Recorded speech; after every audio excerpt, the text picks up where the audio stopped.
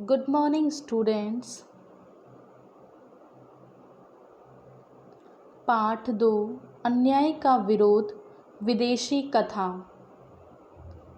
बच्चों, हमने previous class में अन्याय का विरोध कहानी को विस्तार से समझा था। इस पाठ के लेखक एतेन चेखव ने बड़ी सुंदरता के साथ अन्याय का विरोध कर कहानी को निरूपित किया। बच्चों, हम इसको संक्षिप्त में दोहरान करेंगे।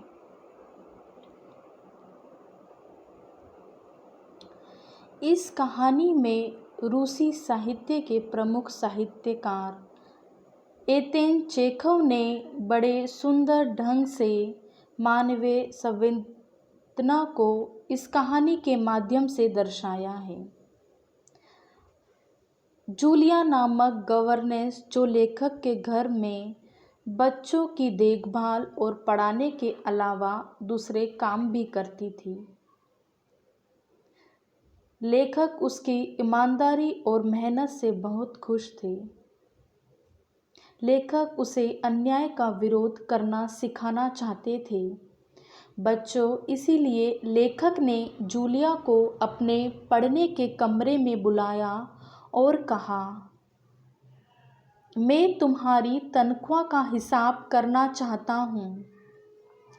तब वेतन देते समय लेखक ने ऐसी बातों के भी पैसे काटे जो जूलिया ने नहीं की थी। जूलिया यह जानती थी कि उसका मालिक उससे बेईमानी कर रहा है। फिर भी उसने कोई विरोध नहीं किया। लेखक उसका यह व्यवहार ठीक नहीं लगा। बच्चों, लेखक को जूलिया का यह व्यवहार ठीक नहीं लगा क्योंकि उसने अन्याय का कोई विरोध नहीं किया था। उसने पहले तो जूलिया को डांटा और फिर समझाया कि उसे अन्याय का विरोध करना चाहिए। लेखक ने पहले जूलिया को डांटा और फिर समझाया कि उसे अन्याय का विरोध करना चाहिए क्योंकि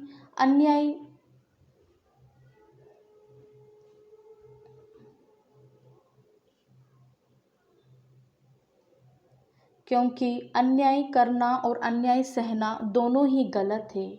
इस प्रकार विनीत और सरल बने रहना सदाचरण है, मगर इसका लाभ उठाते हुए संसार हम पर अन्यायपूर्ण ढंग से हावी होने लगे तो हमें अन्याय का विरोध करना चाहिए।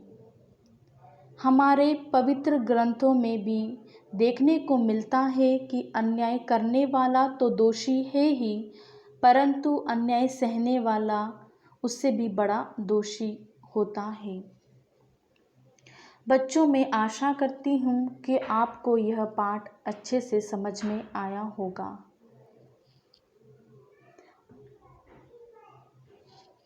आगे हम इसके शब्द अर्थ देखते हैं।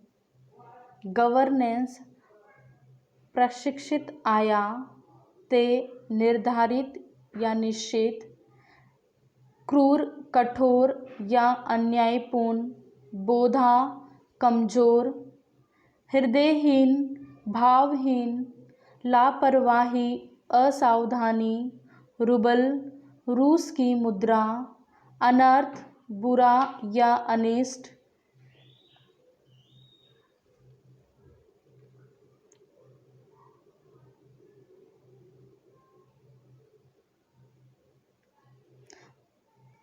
दब्बू जो दूसरों से दबे, अस्तित्व, हस्ती, धन्यवाद, शुक्रिया, खामोश, चुप या शांत, तनख्वाह, वेतन, हड़पना, धोखे से ले लेना, भीरू, डरपोक या भयभीत, निर्मम, ममता रहित या कठोर, सदैव, हमेशा, जातियाँ, अत्याचार या जुल्म।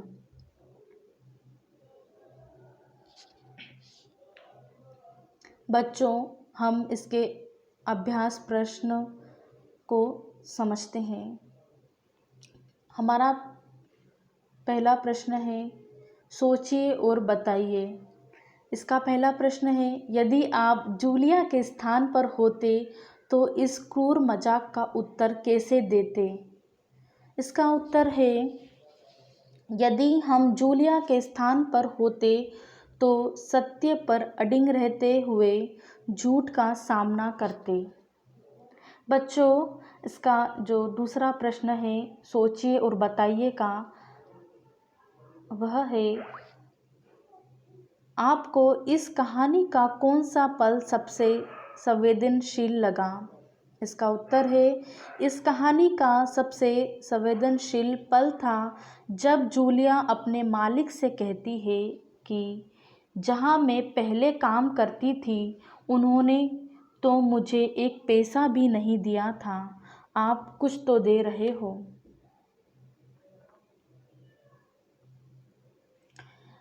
अति लघु उत्तर प्रश्न पर प्रकाश डालते हैं बच्चों। इसका पहला प्रश्न है जूलिया कौन थी।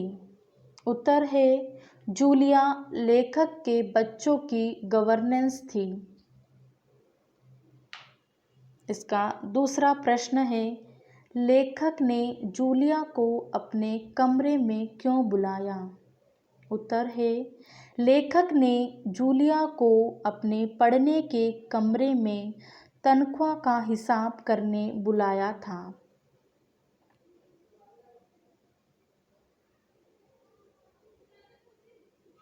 बच्चों, इसके लघु उत्तर प्रश्न।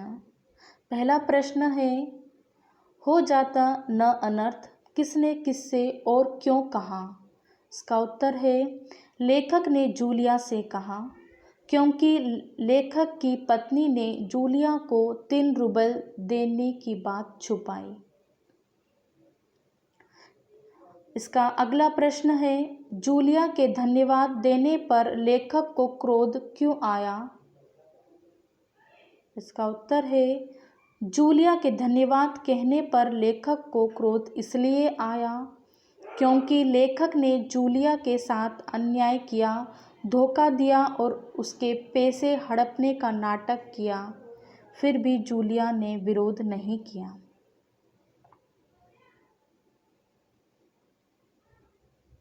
दीर्घ उत्तर प्रश्न लिखिए। बच्चों, इसका पहला प्रश्न है लेखक ने जूलिया के पैसे काटने के लिए क्या क्या बहाने बनाए। उत्तर है जैसे इतवार की छुट्टी व अन्य छुट्टियों को मिलाकर 12 दिन के, 4 दिन केवल वानिया को पढ़ाने के, 3 दिन सिर्फ आधे दिन काम करने के, प्लेट और प्याली टूटने के, कोलिया की जैकेट फटने के, वानिया के जूते चोरी होने के, मालकिन द्वारा पहले दिए हुए पैसे के। इस तरह से अनेक प्रकार से लेखक ने जूलिया के पैसे काटने के बहाने बनाए। बच्चों, हमारा दूसरा प्रश्न है लेखक ने जूलिया को सबक सिखाने के लिए यही तरीका क्यों चुना। इसका उत्तर है लेखक ने जूलिया को सबक सिखाने के लिए यही तरीका इसलिए चुना क्योंकि जूलिया को पहले मालिक ने काम करने का एक भी पैसा नहीं दिया, फिर भी जूलिया चुप रही और अन्याय का विरोध नहीं किया।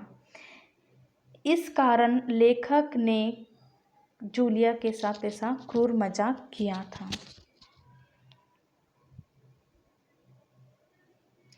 बच्चों, हमारे पाठ के आगे से हमारी विचार शक्ति के द्वारा ये प्रश्न है अन्याय का विरोध करना कहाँ तक उचित है।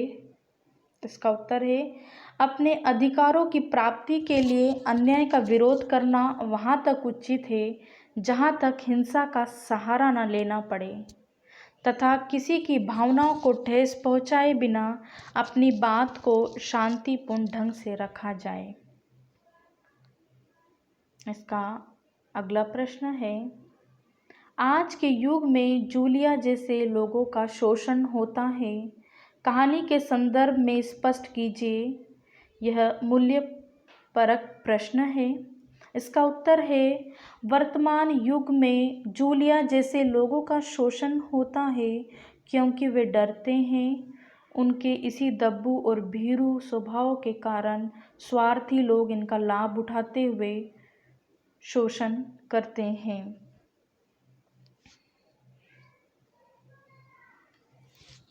स्टूडेंट्स, हमने आज शब्द अर्थ व अभ्यास प्रश्न का दोहरान किया, उसको समझा।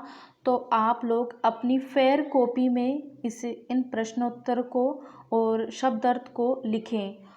लिखते समय लिखावट का ध्यान रखें और प्रश्न उत्तर याद करें, उनका अभ्यास करें। धन्यवाद।